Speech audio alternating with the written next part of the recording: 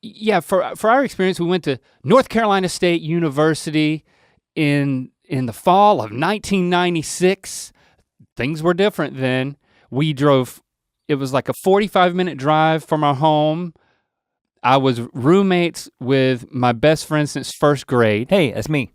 And we didn't really know anybody else, but we knew that we were gonna get involved in an organization called Campus Crusade, and I think that would, as we talked about, that defines a big part of our college experience. At least that organization, as we'll share later. Yeah, that's right.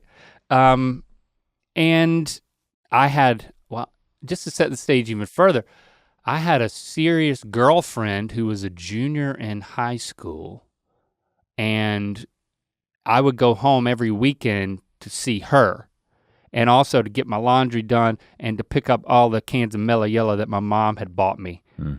Mellow Yellow was not available in Raleigh. It was, but we had to buy it with your own money. Right. I did have a job on campus. I worked at the genetics lab, like the work study program. I was washing the dishes of the Petri dishes? The scientists who were doing some sort of genetic experiments on corn.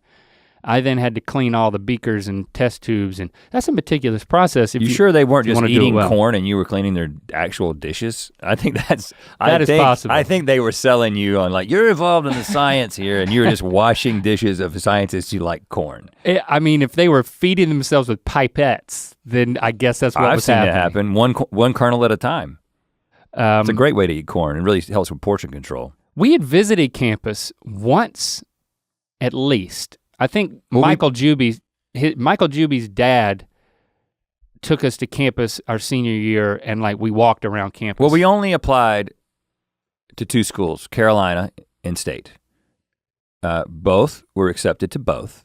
I thought we applied to UNC Asheville to their film school. We didn't actually apply.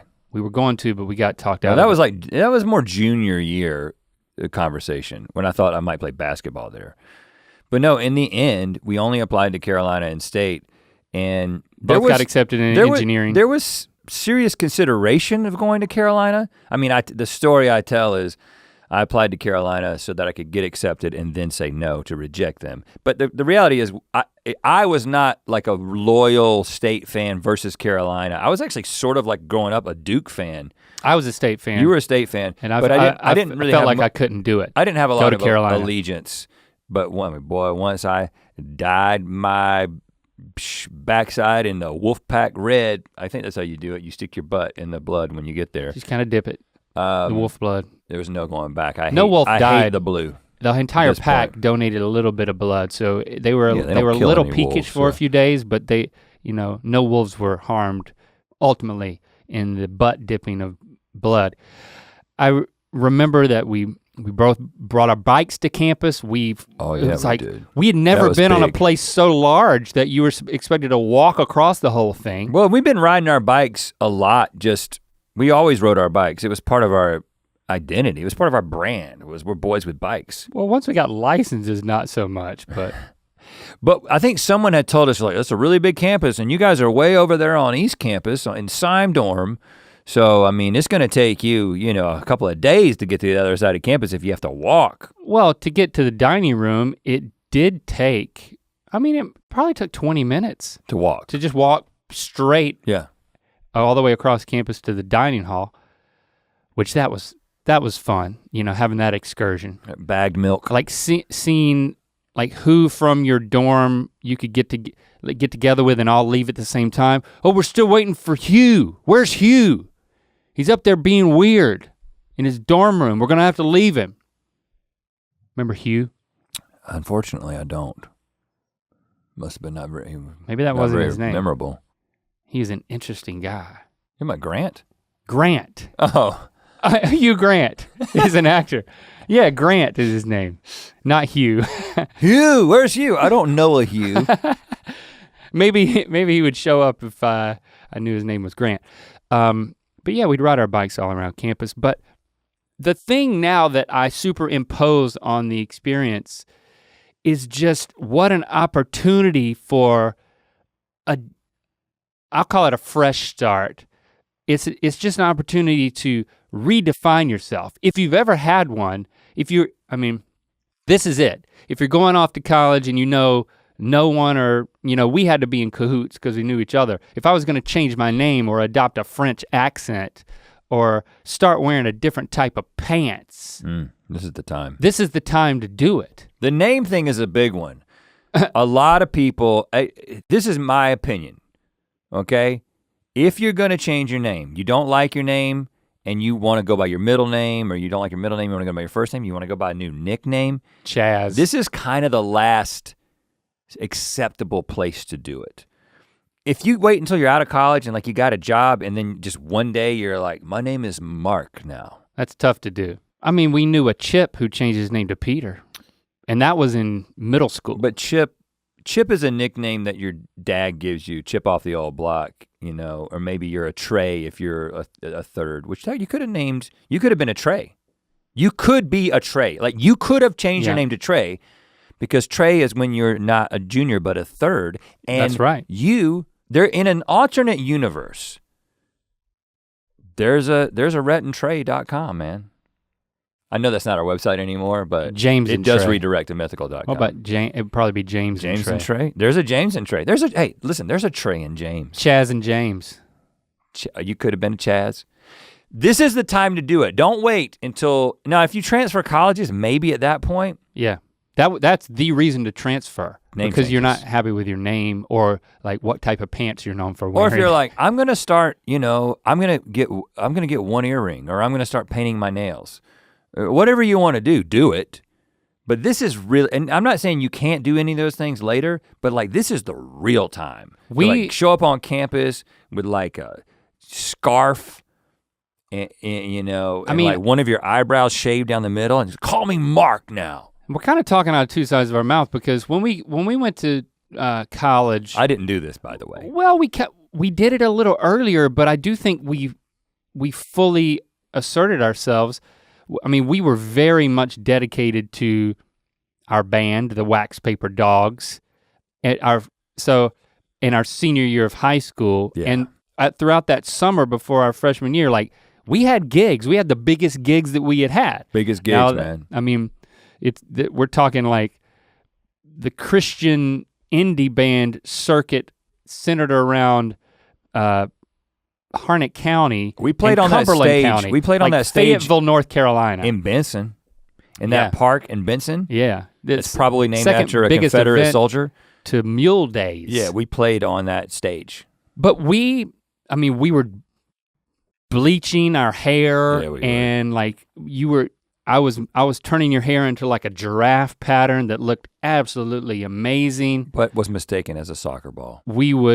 How many soccer balls are black and yellow? Some, but it's a giraffe. Come on. I knew it was a giraffe, but I'm just saying a lot of people thought it was a red, soccer white, ball. and blue for July 4th over the summer leading into our got to be patriotic. Freshman year in college. So like we were wearing the huge Jinko jeans with the chain wallet and the thrift store shirts, like the thrift store golf shirts. Yeah. And our hair, my hair was like standing up and bleached. And that even went into my sophomore year, because that's when Christy and I met, and like the last time my hair was like big and bleached was when we first met, and then it started to tone down over the course of become like more professional. Well, we weren't in the band anymore. But like as freshmen, like we had a very assertive looks. You were tall as all get out and scarily skinny. Right. And with these huge lean jeans, it just looked, we're riding these bikes around campus. I look like Gumby. With those jeans I never really thought about I enjoyed getting attention for the way that I looked.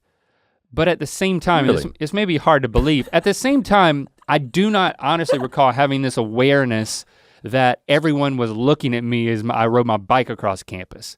But we were some of the more aesthetically notable people on campus. I'm not saying we were cool looking, we were just different looking. But to put that in proper context, it wasn't that difficult in 1996 at NC State University to stand out. To stand out.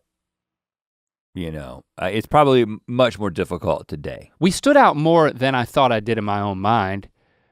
even though I did it on purpose. I don't know. It's just weird how I can hold those two truths. But so I didn't make a switch. We kind of doubled down, I think, with the way that we looked. So it was just like, I think hearing friends talk about it later, they were like, wow, these guys are different. These guys are weird. Maybe a healthier way to think about it is less of take this as an opportunity to reinvent yourself. Reinvention for the sake of reinvention is not gonna last, right? It's gotta be motivated by something. But maybe it's taking a look at what things about you do you wanna leave behind in your former self, right? Into the high school self. You're not bringing that business with you to college. And maybe sometimes something like a name change or an aesthetic change can be symbolic of that. You know, the external stuff is not really that important, but. That's true, yeah. It can be a growth exercise, and it also applies to starting a new job. Yeah, it does. I think most all of this applies. So there's other points. It's like, and if you have a new child, it's like, all right, I'm gonna be a different person to this child. Call me Mark, son. So I'm trying to think of other opportunities where you can like completely reinvent yourself. You know, if you go on a vacation, you could have a trial run with a new self or a new name. Well, it's like the time we went to Emerald Point Water Park in Greensboro and acted like we were from Liverpool. We're from Liverpool. Hello, and ladies. Of course, these, where the Beatles are from. The redneck girls that we were hitting on didn't know how bad our Liverpoolian accents were, and so they just went with it. Followed us around all day. We went with it, and that was the end of it. And then we got into our little Bowie Street First Baptist van. Yeah, because we were there with our church group. They were like, and like they were like, first of all, why did you? Guys from Liverpool are in the van. Why did you ditch everyone else with the church group? And why, when we would see you in different lines for slides and stuff like that, you were with these two girls and you had a bad British accent and you would never talk to us? Because we reinvented ourselves for the water park. You should try it too. I mean, in college. What an asshole move. I think, listen, I stand by that. Well, yeah, because you're only thinking about you, but we were there with a group and they were our friends. We didn't completely abandon them. I saw them in the lockers.